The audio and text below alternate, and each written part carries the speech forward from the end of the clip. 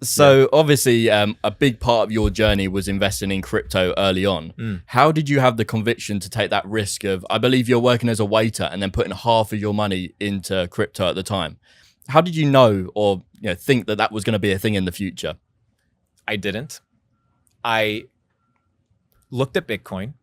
First, I tried to understand it. My first thought was it's expensive when it was sitting at a couple $100s because I was comparing it to penny stocks that I was looking at on Robinhood. I'm like, whoa, this is expensive.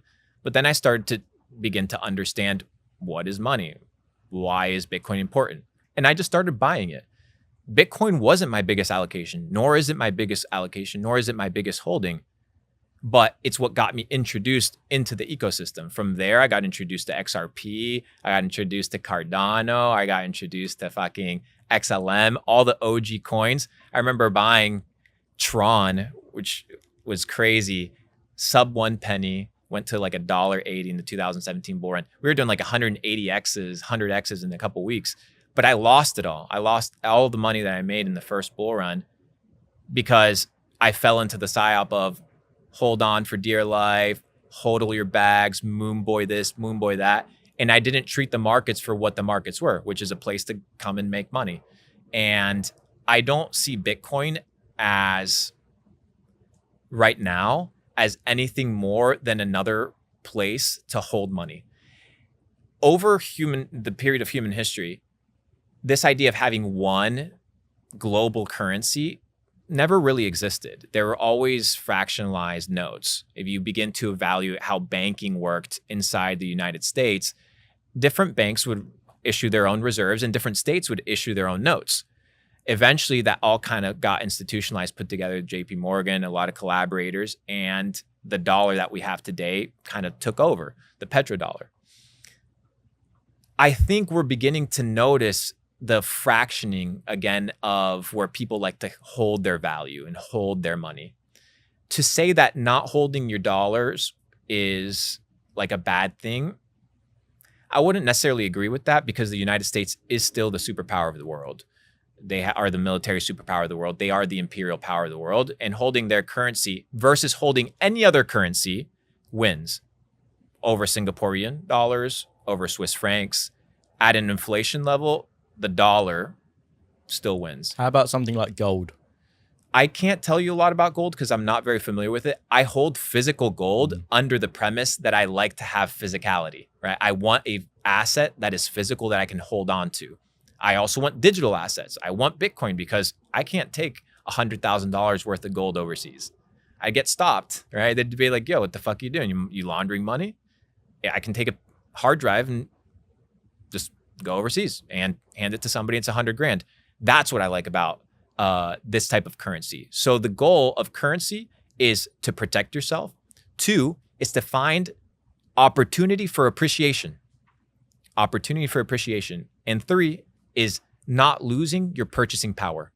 And that's the big thing that we're noticing today is the purchasing power of people's money is being reduced. And that's where people don't realize that they're entering into slavery. It's this debt cycle, right? This cycle of living off of what you have and okay, perfect. But now you got double the salary, but perfect. They just printed twice the amount of bills. So you're technically just still in the same situation. You just have more numbers. That's why a lot of people are flexing, oh, you have $1 million in the bank account. Yeah, but bro, do you know how much it costs to buy a house?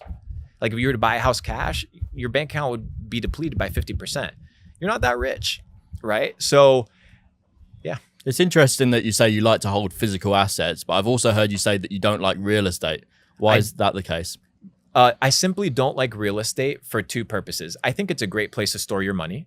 I understand why people that have a fuck ton of money store their money in real estate because why would you have $50 million sitting in a Chase bank account? It makes no fucking sense whatsoever. I don't like it because I don't like the headaches of administering. Even if I have admin people running it, it's still my property. I'm still responsible for it. And 2, I don't like to have things that entities can seize that are readily available. Yeah, it makes sense. Those are the 2 only reasons. Where does most of your money sit to this day? And or like, what's the split between investments and cash in the bank? Right now, cash and stocks. That's it. No crypto. Cash and stocks. What stocks do you hold? All the stocks that buy crypto. So big on Coinbase, big on MicroStrategy, The person that put me onto MicroStrategy, the richest guy in Mexico, he talks about MicroStrategy. I was like, okay, he's bought MicroStrategy. I'm going to buy it. Coinbase is the biggest holder of Bitcoin, and MicroStrategy is up there. So I'm just going to own the two companies. I'm betting on the winning horses because even though Bitcoin has the opportunity and most likely will get approved as an ETF, I think the multiples that are going to be made aren't going to be made from Bitcoin. They're going to be made from all the other markets that are going to get the liquidity from the crypto market, that the crypto bull run that's going to come. So my thought and my initial opinion would be stocks. That's where I have a lot of my capital because it's safe. I have a lot of Meta stock. I have a lot of Microsoft. I put in quite a bit of money in Microsoft the day that Microsoft did the $10 billion investment. I posted about it. I tweeted about it simply because they basically bought OpenAI without saying that they bought OpenAI. And why wouldn't you invest into the only potential investment vehicle to OpenAI, right? You're not going to get access to buying OpenAI. So that's the only next best thing. And then finally, PayPal. I'm a big advocate for PayPal. I got fucking nuked with PayPal, but I'm a really big proponent on the IP that PayPal holds and their cash net positive business. And it's a legacy company. And then cash on the sidelines, ready to deploy into the market. Do you ever worry about diversification? Because obviously you're quite heavy into tech and crypto and stocks that are pegged to crypto. Obviously, if that whole industry died, you would be in trouble probably. I would never be in trouble because my security, first of all, does not rely on myself, on like the things that I have, but on myself. So I can make $1 million in a week. If I go broke today, I can make $1 million next week. How would you go about making $1 million if you went broke next week? I mean, I have a 9-figure community. So I have a 200,000 person wait list to join Capital Club. Each person, I have about a 20% conversion rate. So I have 20,000 people already there. All I would have to do is send a message and be like, I'm doing an event in Miami, yacht day, 50% margins, sell 50 tickets at $1,000. I already have 25 grand in the bank account. 25 grand runs me 3 months. I can have enough cash flow to be able to set up a business plan. All it takes is strategy and planning. It's very simple. It's doing the same thing of what's already worked. People go broke because they do the same thing of the wrong thing. You want to get rich? Do the same thing of the right thing. Just to play devil's advocate here, if crypto did go downhill and all of the tech stocks went downhill, all of AI, would people still want to pay for that mastermind on the yacht? Because obviously your whole thing is that stuff. So maybe your area of expertise won't be as valuable then. Not really. I think that's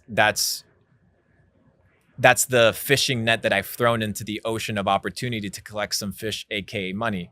But I think to assume that that's the only thing in which I provide value is very limited. I mean, I brought my banker up here, right? My banker works for one of the top 3 banks in the entire world, and he runs one of the top branches in the entire world.